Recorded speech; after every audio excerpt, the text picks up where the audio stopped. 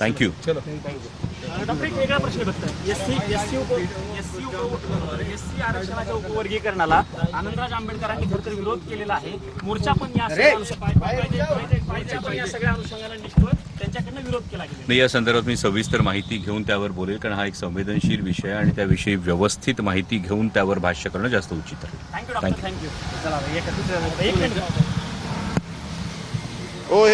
प्रत्येक अधिवेशनामध्ये आदरणीय पवार साहेब सगळ्यांशी चर्चा करतात, सगळ्या खासदारांची चर्चा करतात. नवीन काही गोष्टी त्यांच्या निदर्शनास आल्या असतील तर त्या आम्हाला त्यासाठी अवगत करून देतात. इतकीच ही कॅज्युअल बैठक होती. त्यामुळे ही रुटीन जी प्रत्येक अधिवेशनाला आम्ही ज्या पद्धतीने भेटतो त्या पद्धतीने भेटलो. तेच पवार साहेबांना अनुभव सांगितले. आणि काय वेगळी चर्चा झाली? काय नाही, आमच्या मतदारसंघातले प्रश्न काय आहेत, प्रलंबित विषय काय आहेत, सीएमशी बोलण्याचे त्याविषयी चर्चा झाली आमची. आणि तुमचं म्हणजे सत्तेच्या अत्यंत जवळ जाण्याचे हे दिवस दिसत आहेत असं महाराष्ट्राला, काय नक्की तथ्य याच्यामध्ये? असं तुम्हीच ठरवताय सगळेजण. चला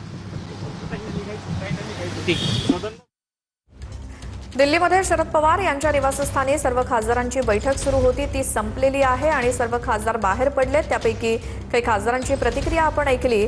तर अधिवेशन सुरू आहे आणि त्या दरम्यान शरद पवार आमच्याशी संवाद साधत असतात. नियमितपणे होणारी ही बैठक आहे. मतदारसंघातले प्रश्न आणि इतर घडामोडींसंदर्भात ही बैठक असल्याचं खासदारांनी सांगितलं.